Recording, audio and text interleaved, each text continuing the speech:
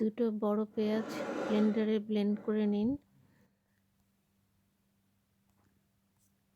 এক চা চামচ শুকনো গুঁড়ো মরিচ, 2 চা চামচ টারমারিক অথবা আমরা যেটা হলদি বলি, 3 চামচ মাস্টার্ড পেস্ট আমি ব্যবহার করেছি। আপনারা মাস্টার্ড পাউডার অথবা সর্ষে বেটে দিতে পারেন, সেটাও একরকম ভালো হবে। তবে দেখবেন যেন তিতে না থাকে, সর্ষে অনেক সময় তিতে হয়ে থাকে।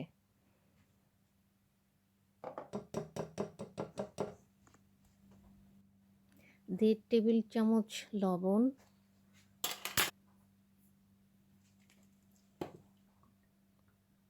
3 টেবিল চামচ রেপসিড অয়েল ব্যবহার করেছি। আপনারা সর্ষের তেল ব্যবহার করতে পারবেন, এটা আসলে সর্ষে ইলিশ।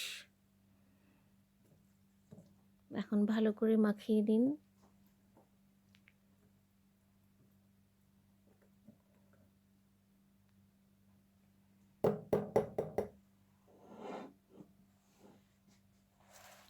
এখন মাছটাকে এইভাবে কাটতে হবে যাতে মশলাটা ভিতরে ঢোকানো যায়।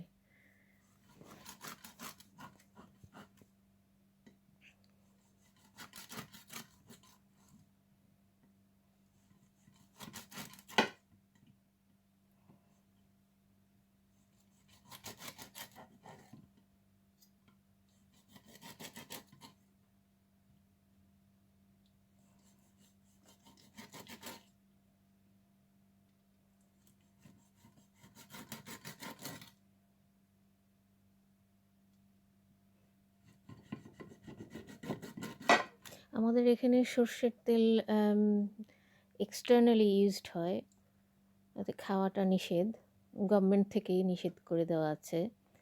তাই সর্ষের তেলের কাছাকাছি রেপসিড অয়েল আমি ব্যবহার করেছি।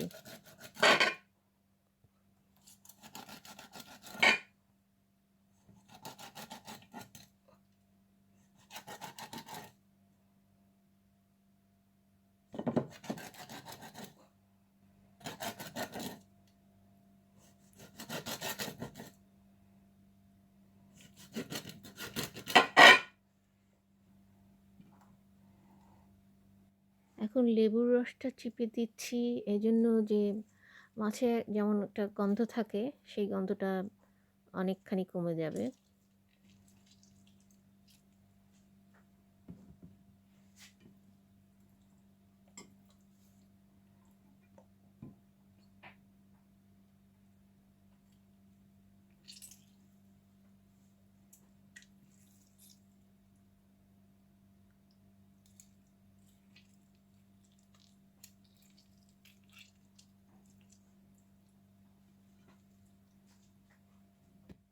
একটা লেবু রসই হয়ে গেল।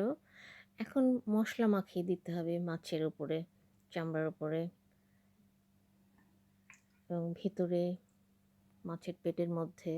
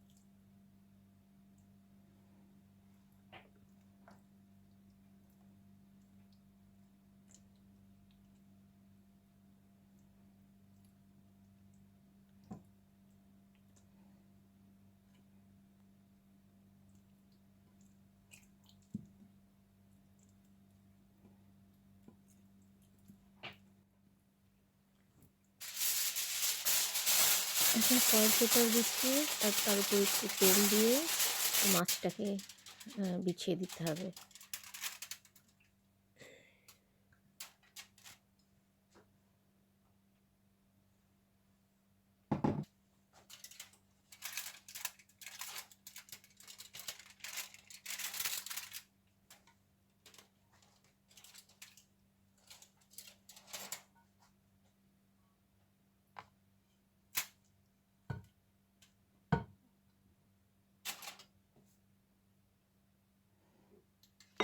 এর ডিম হয়েছে, ডিমটাকেও মশলার মধ্যে ভালো করে মাখিয়ে ওর পেটের ভেতরে দিয়ে দিতে হবে।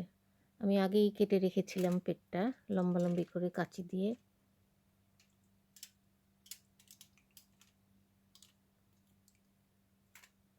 এখন ভালো করে মুড়ে ওভেনে দেওয়ার আগে মুড়তে হবে যাতে কোনো বাষ্প না বেরিয়ে যায়। আর দিতে হবে 200 ডিগ্রি সেন্টিগ্রেডে 50 মিনিটের জন্য। এখন 50 মিনিট পরে এই এমন হয়েছে। এখন আবার 7-8 মিনিটের জন্য কি 6-7 মিনিটের জন্য ওভেনে দিতে হবে গ্রিল করার জন্য। খুলে রাখতে হবে যাতে উপরটা একটু একটু শুকিয়ে যায় এবং তেলটাও উপরে ভেসে ওঠে। এই যে হয়ে গেছে, এখন তেলও ভেসে উঠেছে, গ্রিল হয়ে গেছে। আর ওর উপরে আমি মশলাটা দিয়ে দিয়েছি, সাইডে যেসব মশলাগুলো ছিল। এই তো হয়ে গেল আমাদের মাছ সর্ষে ইলিশ।